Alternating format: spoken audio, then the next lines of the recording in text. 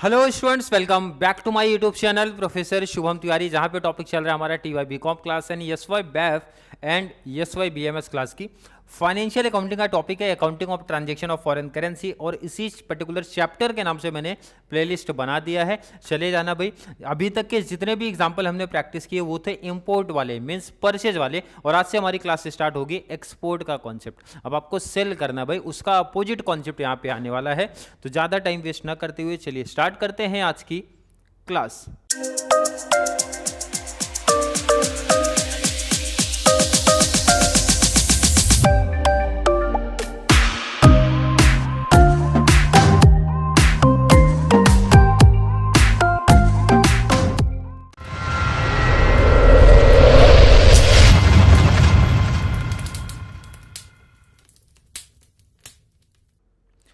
चलिए question number 1 आ जाओ, थोड़ा फास्ट। बेसिक समय, पहला समय तो भाई बेसिक ही रहेगा क्योंकि सबसे इजी लेवल का क्वेश्चन मैं वहाँ पे रखता हूँ। उसके बाद प्रीवियस ईयर कंप्लीट आप देखोगे, नीचे वहाँ पे आपको दिखने वाला है। Nari limited export on 15/12/2012 goods worth $1 lakh to orient trader in New York. Clear है? अब यहाँ पे ध्यान रखना, एक्सपोर्ट का कॉन्सेप्ट है। पेमेंट वॉज रिसीव, आपने एक्सपोर्ट कब किया था? 15/12 को किया था, बट पेमेंट मिला भाई 28/2 को मिला है।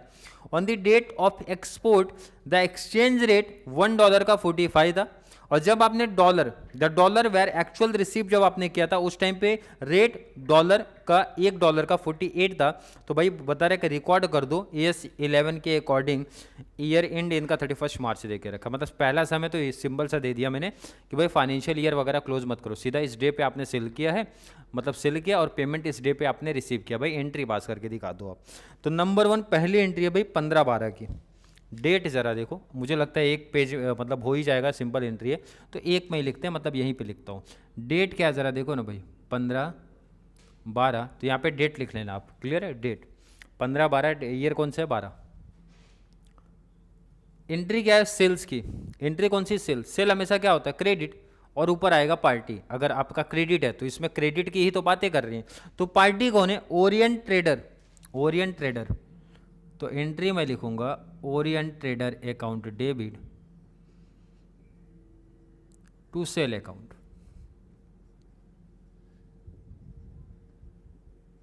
सिंपल है। कितने डॉलर की बात हुआ था? $1 लाख है, तो मैं यहाँ पे लिख लूँ डॉलर है 1 लाख इनटू $1। जब मैंने सेल किया उस दिन पे रेट क्या था? तो नीचे वहाँ पे मेंशन था 45 का रेट है।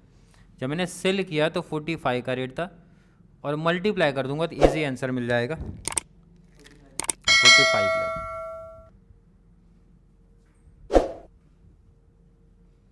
क्लियर है क्या? नरेशन किस चीज़ की एंट्री आपने पास किया? सर इजी मेंशन कर रहा है सेल की एंट्री। बीइंग या सेल लिख दो, या फिर वहाँ पे मेंशन था ना export of goods US $1 lakh where $1 कितने का था? 45। अगर मैं पूछूं आपको कोई डाउट, कोई कन्फ्यूजन यहाँ पे लगा है क्या? बिल्कुल नहीं है। पेमेंट आप रिसीव कब कर रहे हो? पेमेंट की डेट क्या थी? रिसिप्ट की डेट क्या दिख रही है वहाँ पे? 28/2/13 क्लियर है? पेमेंट रिसीव किया, पैसा आएगा, पैसा आने का मतलब डेबिट, बैंक अकाउंट डेबिट, पैसा आया। और आएगा किससे? पार्टी से। पार्टी कौन है? To orient trader account. Clear है क्या?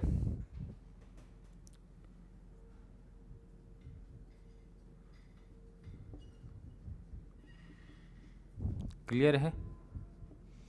प्रॉफिट लॉस के लिए मेरा सजेशन हमेशा रहता है कभी भी आप रेक्टिफिकेशन मत करो। बैंक के लिए पहले तो डॉलर, कितने डॉलर तो सेम ही है क्योंकि एक ही बार में पेमेंट ही मिल गया पूरा 1 लाख का। तो भाई $1 लाख इधर है एंड $1 लाख इधर पे आएगा। पार्टी को जब मैंने सेल किया उस डे पे रेट क्या था? 45। तो पार्टी के साथ हमेशा वही रेट चलेगा, एंड बैंक के साथ हमेशा उस पर्टिकुलर डेट का रेट आएगा। तो उस डेट पे रेट क्या था? वहाँ पे मेंशन था, देखो वहाँ पे मेंशन है 48 का रेट है। कितना? 48। मल्टीप्लाई कर दो, 1 लाख इंटू 48 किया तो कितना? 48 लाख। इसका मतलब मैंने रिसीव कितना कैश पैसा किया? 48 लाख। बट पार्टी से लेना कितना था? 45 लाख। तो देखो ना, अपने आप ही आंसर पता चलेगा प्रॉफिट में चल रहे हो कि लॉस में चल रहे हो। पार्टी से पेमेंट लेना था 45 लाख, मिला है 48 लाख, तो 3 लाख का डिफरेंस आ रहा है, मतलब 3 लाख का प्रॉफिट मिला मुझे। कहाँ से मिला भाई? इसको बोलेंगे क्या? To foreign exchange fluctuation account. कैसे पता चला? देखो ना, कितने डॉलर था? कितना डॉलर था सर? 1 लाख डॉलर। 45 के रेट के हिसाब से मुझे मिलना चाहिए था, बट मिला कितने के हिसाब से? 48। तो पर डॉलर के पीछे कितने का बेनिफिट मिला? ₹3। तो 1 लाख डॉलर इंटू 3 किया 3 लाख रुपए। अरे क्लियर समझा क्या? ये एंट्री किस चीज़ की है? प्रॉफिट। तो देखो ना, मेरा सजेशन है ये कि भाई रट्टाफिकेशन आप मत करो। बस आपको ध्यान में रखना है कि बैंक के साथ उस पर्टिकुलर डेट का रेट आएगा और पार्टी के साथ हमेशा परचेज या सेल, जो भी आप कॉन्सेप्ट पढ़ रहे हो, उस डेट का रेट आएगा। डिफरेंस अपने आप ही बताएगा, क्रेडिट में हो कि डेबिट में हो। प्रॉफिट अपने आप ही बताएगा। भाई बैंक का मतलब होता है इतना पैसा आया, सेल है तो आएगा। आना कितना था? 45। तो 3 का बेनिफिट मिला, 3 लाख का प्रॉफिट मेरे को मिला। हो गया ईयर क्लोज, मतलब कॉन्सेप्ट एंट्री खत्म। अब ईयर क्लोज कभी हो रहा है? मार्च में, क्योंकि ईयर तो हमारा वही क्लोज होगा ना भाई, 31 मार्च 13 ईयर क्लोज। अब इसको एफईएफ को ट्रांसफर भी तो करना रहता है। कहाँ पर? पीएनएल, जैसे वहां पे करते थे उधर। देखो ना, एफईएफ एक ही ट्रांजेक्शन ही है, वो भी फॉरेन एक्सचेंज फ्लक्चुएशन। दिख कहाँ पे रहा है? क्रेडिट में।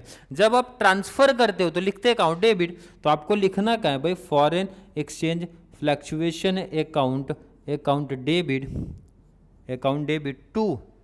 कहाँ पे ट्रांसफर करना है? Profit and loss account. Clear है? कितना? जितना आपका ये अमाउंट आएगा। क्लियर समझा? नरेशन मैंने सेकंड का लिखा नहीं, लिखा के दे रहा हूँ। लास्ट पेमेंट देखो ना, ये आप करते क्या हो? सिर्फ बीइंग बैलेंस ऑफ एफईएफ या फिर balance of FEF transferred to PNL account. ये तो इजी टॉपिक है, स्टार्टिंग से पढ़ते आ रहे हैं। अब यहाँ पे एंट्री थोड़ी सी चेंज होती है, मतलब नरेशन। अब परचेज में क्या होता था? हम लोग पे करते थे, यहाँ पे आप क्या कर रहे हो? रिसीव। तो इसका नरेशन मैं यहाँ पे लिख रहा हूँ, या यहीं पे आप समझ लो नरेशन। यहाँ पे बीइंग अमाउंट आपने रिसीव किया ना भाई, अमाउंट रिसीव्ड कितना? डॉलर बताओ ज़रा। US dollar. कितना डॉलर? 1 लाख। वेयर $1 कितने का था? कन्फ्यूजन नहीं होना सर, कौन सी रेट लेना है? हमेशा बैंक का रेट लिया जाएगा, जितने पे आपने रिसीव किया। 48 तो 48। तो नरेशन में तो कोई प्रॉब्लम होना ही नहीं चाहिए, सिंपल सा नरेशन था। अरे क्लियर समझ में आ रहा है क्या? जो बच्चे स्टार्टिंग से आया तो वही समझ में आएगा, क्योंकि इंपोर्ट के ही बहुत सारे सब मैंने प्रैक्टिस करवा दिए थे। इंपोर्ट क्लियर है तो एक्सपोर्ट उसका अपोजिट ही है। क्लियर है? आई थिंक क्लियर कॉन्सेप्ट होगा। अगर आप ध्यान से एनालिसिस करोगे तो पूरा उल्टा कॉन्सेप्ट चल रहा है। और जो बच्चे नोट्स लिए हैं भाई, तो वहाँ पे ध्यान रखना, एक्सपोर्ट के जस्ट पहले मैंने एंट्री भी लिखा के दे दिया है। क्लियर है? बट मेरा सजेशन है भाई, एंट्री रट्टाफिकेशन मत करो। कॉन्सेप्ट आप समझ लोगे तो बेस्ट होगा, एग्जाम में भी भूलोगे नहीं।